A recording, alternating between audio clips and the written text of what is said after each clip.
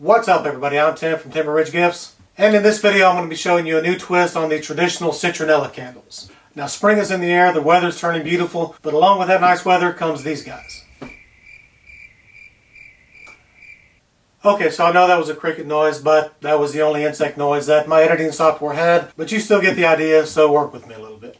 So with that nice weather, the mosquitoes are out in full force, and in order to not be bothered by these pests while they're outside, people are going to try to repel them. And to do so, a lot of them are going to spend a ton of money on citronella candles. Now, as candle makers, that sounds good to us, but in reality, a citronella candle this size can be bought at Walmart or the dollar store for just a couple of dollars.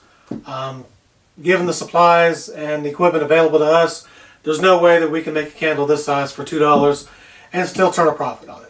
The larger companies are making them this size using slack wax, bulk containers, and the cheapest citronella oil that they can find. But they can do so because the customer that buys this isn't really concerned about a quality candle. They just want something that's going to stink up the air and repel the mosquitoes. That's okay because there are a lot of people that absolutely hate the smell of citronella. Either they have an actual allergy to it, it can actually give some people headaches, or some people just plain don't like it. Well, luckily for them and us, there are alternative fragrances that will repel the mosquitoes just as well. So although we can't compete with dollar store prices, we can't take advantage of an untapped market that they're not serving.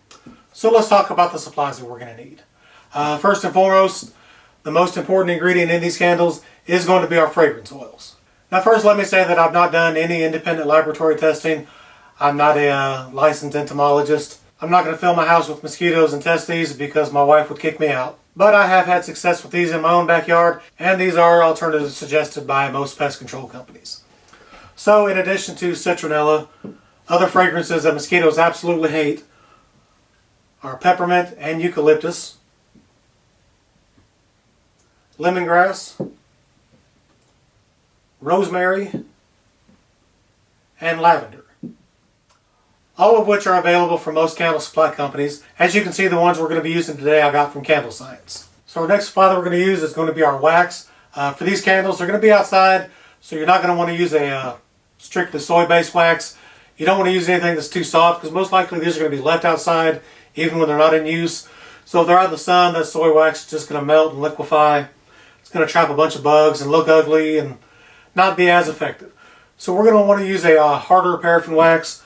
For these candles, we're going to be using IGI 1230 that I got from Lone Star Candle Supply. It's got a high melt point, and it's one of the harder paraffin waxes that you can buy. And it's going to work great for candles that are going to constantly be left out in the sun. And with the ability to hold up to a 6% fragrance load, it's still going to have a good cold and hot throw. And although we're not going to add any color to these candles, simply because we're not making these candles for their looks. However, if we wanted to, we certainly could. So next comes our containers.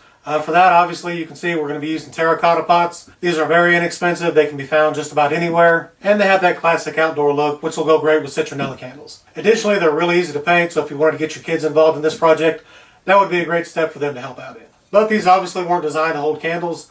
So if we're going to use these, there's a few extra steps we need to take to make sure these are going to be safe enough to hold our candle. So the first problem that you're going to notice is it's got a big hole in the bottom. That's obviously not good if we're going to fill it with candle wax. Well, that's super simple to fix. All we're going to do is turn it upside down, take a piece of tape, cover up the hole. We're just going to turn it back over. Now we're just going to fill that hole with hot glue.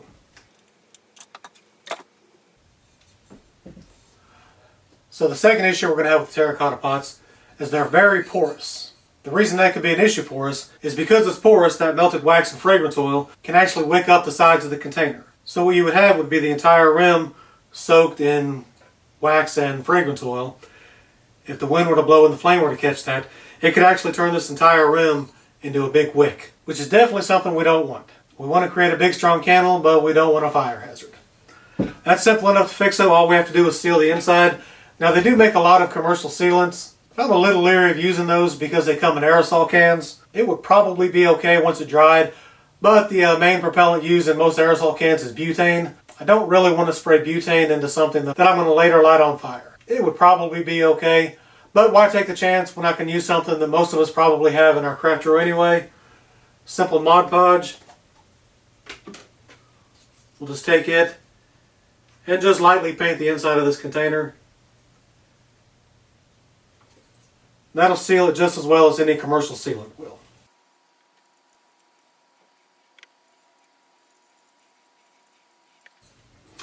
go. Once that dries, that'll be perfectly sealed, and we won't have to worry about that pot being porous and causing any type of fire hazard issue. So now that we've got our pots plugged and sealed, we're ready to go on to the next step, which is adding our wicks. For this size container, using this wax, we're going to double wick it using an LX24 wick. And for that, we're just going to take our wicks, our hot glue gun, and we're going to wick it like we would any other container.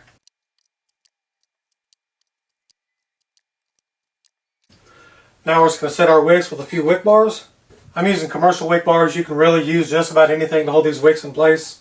Anything from popsicle sticks to clothespins, ink pens, pretty much anything you can think of will actually do the trick. And now we're ready to pour our wax. We've got our wax measured out. So this size terracotta pot, which is the smallest one that they had at Lowe's, if we were to call the line at the top our actual fill line, it's going to hold 10 ounces. So we're going to add our fragrance oil to a 5% fragrance load. Mix it up a little bit.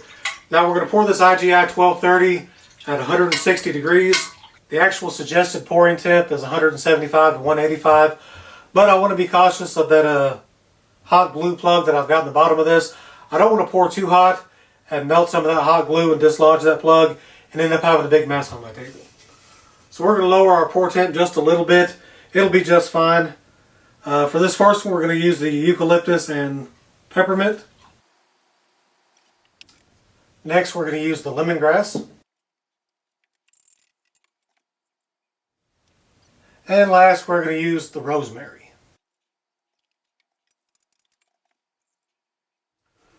So we're just going to let these sit and cool for a few hours. And when they're done, we're going to have some great alternatives to the traditional citronella candle. So we've had a few hours of drying time. It's time to trim our wicks and enjoy our candles.